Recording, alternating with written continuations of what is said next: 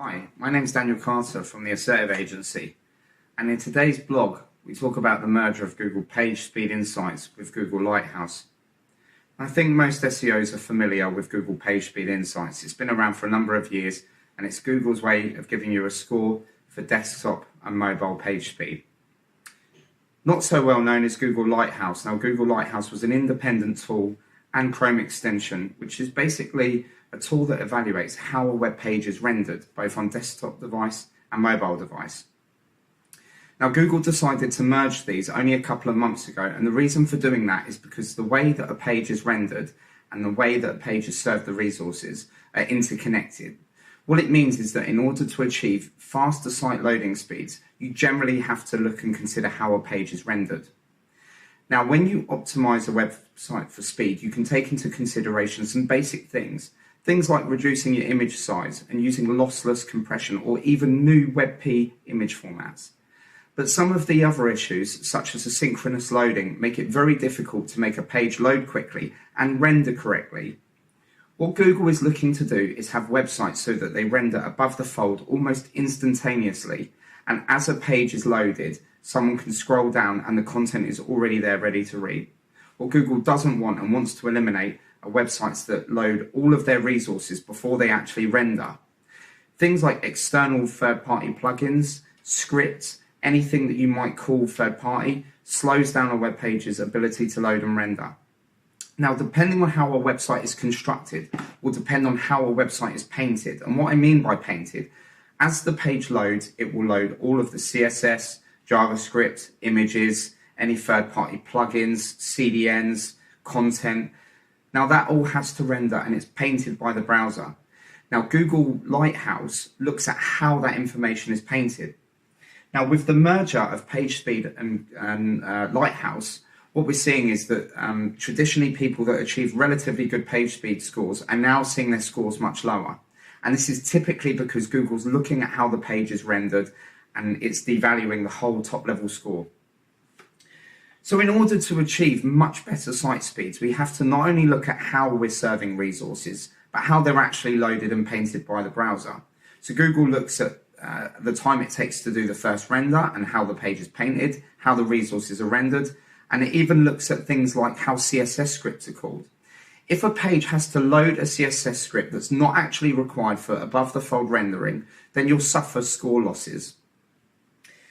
The next thing is that how a page is rendered on a mobile and a desktop is very different. Now, Google is looking to not only accelerate the web, but it's also looking at how people have a different user experience on different devices.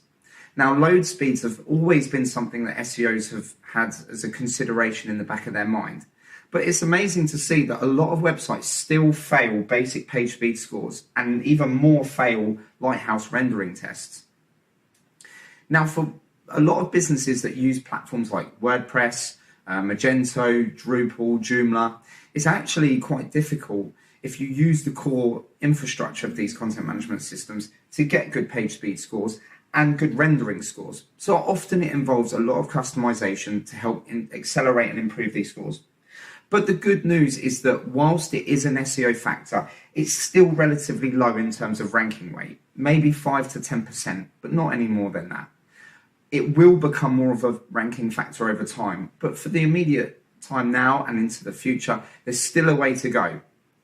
Most of the sites on page one probably would fail page speed and Lighthouse validation, but it's something that people need to be aware of as we move through 2019 into 2020. User experience is heavily weighted now that Google is using more RankBrain, and it's also using analytics data to ascertain how people are using a website. In Google's eyes, a page that's slow to render or slow to render correctly above the fold is something that won't offer a good user experience. And for that matter, it will have a detrimental impact on an SEO strategy. So what should you be doing this year in terms of trying to achieve better page speed and Lighthouse scores? Well, there are lots of different things that you can do.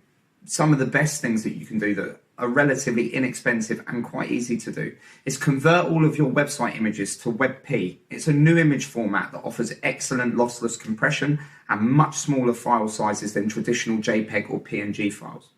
Some of the other things that you can do, especially if you're using sites like WordPress, is get rid of any unnecessary plugins. Often plugins that are used on one page or two page are often rendered site-wide, and this impacts the overall score of the site as well as individual pages. Other things that you can do is reduce the number of scripts that you use. And if you rely on any third-party embedding, try and defer that so it's as low down in the source code as possible. What you want to do is make sure that above the fold rendering is not affected by anything that renders further down in the page. So try and defer scripts and defer CSS. Use inline CSS to initially render the first top part of the page and then call CSS, and even break CSS files down so that they're loaded sequentially.